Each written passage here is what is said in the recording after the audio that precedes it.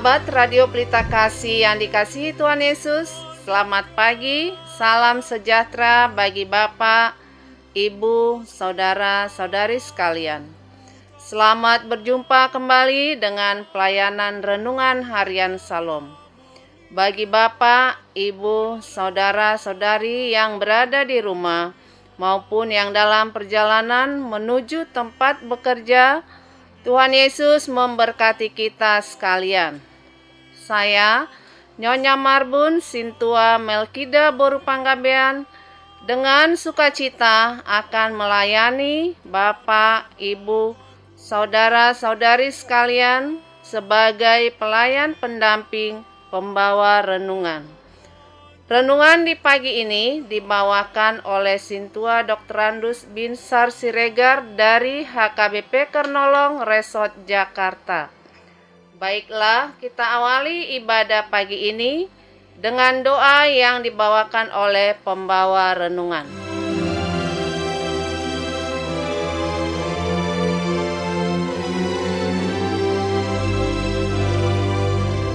Marilah kita bersatu di dalam doa. Puji dan syukur kami panjatkan kehadirat-Mu ya Tuhan, atas penyertaan-Mu dalam renungan pagi ini. Kami mohon tuntunan-Mu agar renungan ini menjadi berkat dan sukacita bagi para pendengar. Kami juga berdoa untuk sahabat pendengar yang saat ini sedang terbeban berat, baik karena masalah pekerjaan, keluarga, ataupun karena penyakit. Kiranya Tuhan berkenan menyembuhkan dan memulihkan mereka. Sebelum mendengar firman-Mu, urapi hati dan pikiran kami, agar kami layak bersekutu dengan-Mu. Hamba-Mu yang menyampaikan firman, urapi dengan Roh-Mu yang kudus, agar layak melayani-Mu. Dalam nama Tuhan Yesus, kami berdoa dan mengucap syukur. Amin.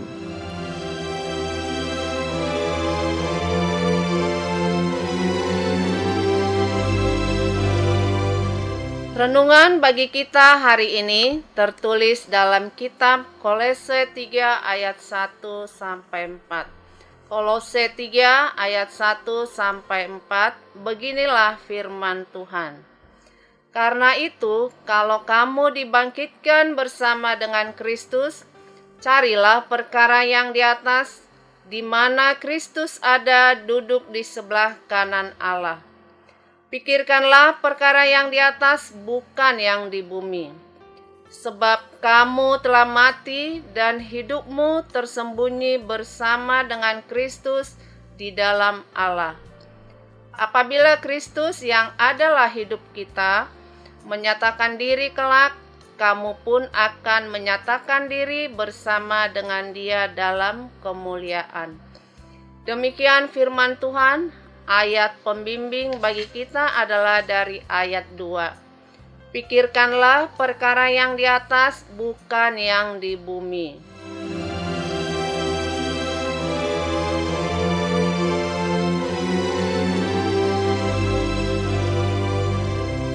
Sahabat pendengar yang dikasihi Tuhan, kalau kita ditanya apa yang sedang kita pikirkan saat ini, banyak orang akan berkata, "Oh, saya bergelut dengan kebutuhan hidup sehari-hari."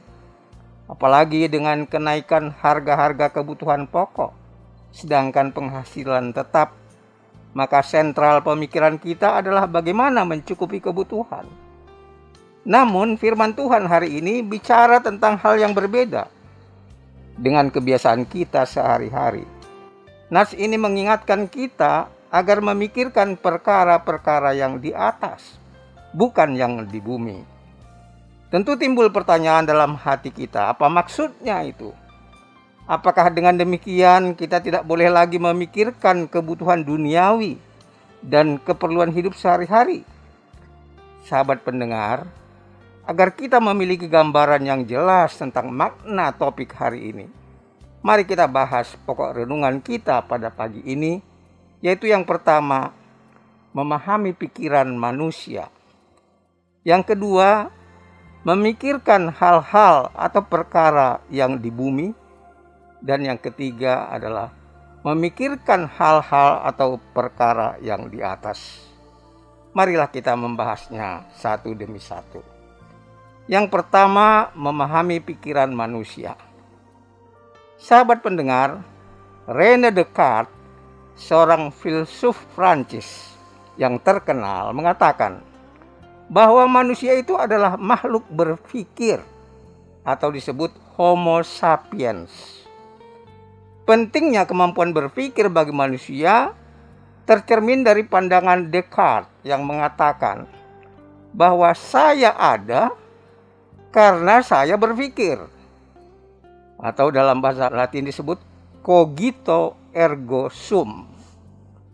Saya ada karena saya berpikir. Kenapa? Karena tanpa proses berpikir, kita tidak mungkin tahu apapun tentang diri kita. Menurut Descartes, kemampuan berpikir adalah alat utama pengetahuan. Karena kemampuan berpikirlah membuat kita mampu mengolah semua informasi yang kita tangkap dengan panca indera sehingga menjadi bermakna. Kita tahu, kita mengerti, dan kita sadar akan segala sesuatu yang ada melalui proses berpikir. Pikiran manusia adalah anugerah Allah yang luar biasa karena mampu menciptakan karya-karya besar yang dapat meningkatkan kualitas hidup manusia itu sendiri, seperti membuat mobil, pesawat, komputer, dan sebagainya. Namun ada satu hal yang dikehendaki Allah adalah agar kita menaklukkan pikiran kita itu pada kehendak Allah, bukan pada nafsu kedagingan. Tentu saja kita boleh memikirkan kebutuhan hidup sehari-hari, tapi hendaklah kita mengisinya dengan hal-hal yang benar.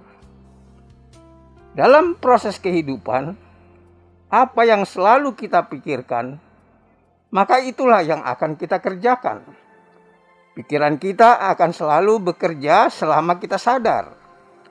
Pikiran manusia itu dapat diibaratkan seperti segelas air. Bila sebagian airnya dituangkan, maka ia akan kosong dan diisi angin. Begitu juga dengan pikiran kita. Bila kita tidak selalu mengisinya dengan hal-hal yang baik, mudah sekali dimasuki oleh pikiran-pikiran yang jahat. Apa yang kita pikirkan sehari-hari akan terekspresikan dalam hidup nyata sehari-hari. Ketika pikiran kita dipenuhi oleh hal-hal duniawi, maka itu pula akan diekspresikan dalam hidup kita. Sebaliknya, bila kita memikirkan hal-hal yang di atas, yang bersifat surgawi, perilaku kita pun akan cenderung menampilkan hal-hal yang berkenan bagi Allah. Bagian kedua adalah memikirkan hal-hal yang di bumi. Saudara pendengar, secara jasmani, kita memang masih di bumi. Tentu sangat wajar kalau kita memikirkan hal-hal yang terkait dengan keberadaan kita di bumi, terutama memenuhi kebutuhan dasar untuk hidup, seperti makan, pakaian, perumahan, pendidikan, kesehatan, waktu luang, tabungan, dan sebagainya. Sebagai warga dunia di mana kita hidup bersama dengan masyarakat yang beragam, semua upaya mewujudkan kesejahteraan bagi diri kita dan orang lain tentulah layak dilakukan, sepanjang tidak bertentangan dengan firman Tuhan. Namun kenapa nas ini, di mana Rasul Paulus menghendaki agar kita memikirkan perkara-perkara yang di atas, bukan yang di bumi? Jawabannya adalah bahwa kita perlu diingatkan akan keberadaan kita yang sesungguhnya. Walau kita berada di dunia, namun kita bukanlah dari dunia. Sebagai anak-anak Tuhan, status kita adalah orang yang sudah ditebus dengan darah Kristus. Tidak layak lagi terikat dengan hidup duniawi yang penuh kenajisan, keserakahan, kejahatan, perseteruan, dan sebagainya. Kita tidak layak lagi memiliki perkataan, perhatian, pikiran, perbuatan sebagai manusia lama. Karena itu semua ibarat pakaian usang yang harus dilepas sebelum tiba waktunya kita memakai pakaian baru. Sebagai orang percaya, kita tidak boleh hidup seperti orang yang tidak mengenal Allah, sibuk memikirkan hal yang sia-sia, yang menuruti hawa nafsu kedagingan. Roma 8 ayat 5 mengatakan bahwa orang yang hidup menurut daging akan memikirkan hal-hal yang dari daging, sedang orang yang hidup menurut roh akan memikirkan hal-hal yang dari roh. Bagian yang ketiga, memikirkan hal-hal yang di atas. Sahabat pendengar, mengapa orang percaya harus memikirkan hal-hal yang di atas? Karena orang percaya harus mencari hal-hal yang rohani, mencari kerajaan surga, bukan dunia. Seperti dikatakan dalam Amsal pasal 21 ayat 21. Siapa mengejar kebenaran dan kasih akan memperoleh kehidupan, kebenaran, dan kehormatan. Mencari perkara yang di atas mengandung makna bahwa kita ingin hidup bersama Kristus dalam kemuliaannya. Seperti dikatakan dalam Kolose 3 ayat 4. Apabila Kristus yang adalah hidup kita menyatakan diri kelak, kamu pun akan menyatakan diri bersama dengan Dia dalam kemuliaan. Ketika kita hidup dalam Kristus, maka kita akan berakar di dalam Dia dan dibangun di atas Dia, sehingga kita mengalami kepenuhan di dalam Kristus. Dialah gambar Allah yang tidak kelihatan. Di dalam Dia tercipta segala sesuatu, baik yang ada di surga maupun yang ada di bumi. Dialah kepala jemaat yang pertama bangkit dari antara orang mati. Dia juga yang telah memperdamaikan kita dengan Allah melalui darahnya yang kudus tercurah di kayu salib. Kita yang dahulu jauh dari Allah, sekarang diperdamaikan dengan Allah melalui kematiannya. Bahkan menempatkan kita menjadi kudus, tak bercela, dan tak bercacat di hadapannya. Sahabat pendengar, inilah makna sesungguhnya dari mencari hal-hal yang di atas, di mana kita semakin mengenal kehendak Allah atas diri kita, melalui kesungguhan kita berdoa, berusaha, dan bertekun dalam firman-Nya. Dengan memikirkan hal-hal yang di atas, maka kita akan mengisi pikiran kita dengan firman Tuhan, yaitu dengan semua yang benar, yang mulia, yang adil, yang suci, yang manis, yang sedap didengar, yang disebut kebajikan, dan yang patut dipuji. Firman Allah adalah firman yang hidup dan sifatnya memuliakan Allah. Karena itu firman akan memperbaharui pikiran kita yang terrefleksikan dalam sikap dan tindakan kita sehari-hari. Dengan pikiran yang telah diperbaharui firman, tabiat manusia lama kita akan terkikis dan pikiran kita akan dikendalikan Roh Kudus, sehingga perilaku kita menjadi semakin berkenan bagi Allah, memberkati banyak orang, mengejar kekudusan, dan pada akhirnya menyiapkan diri menjadi mempelai Kristus. Amin. Marilah kita berdoa. Tuhan yang Maha Baik, terima kasih atas firman-Mu yang telah mengajar kami akan makna hidup orang beriman dalam mencari kehidupan yang di atas. Tidak jarang kami tersesat mengejar kenikmatan dunia, di mana kami terlena dengan hingar-bingar keramaian dunia, tergoda oleh nafsu kedagingan, keserakahan, dan tipu daya, bahkan terjerat dalam ikatan duniawi yang melumpuhkan rohani kami. Kami lupa dengan status kami yang sesungguhnya sebagai anak-anak terang, yang telah Kau tebus dengan harga yang mahal melalui pengorbanan-Mu di kayu salib. Karena itu, ampuni kami ya Tuhan. Tuntun kami melalui Roh-Mu yang kudus, agar kami mampu melepaskan jerat duniawi yang sedang membelit tubuh, roh, dan jiwa kami. Berkati perjuangan kami, agar kami mampu beralih dari hal-hal yang duniawi kepada hal-hal yang rohani.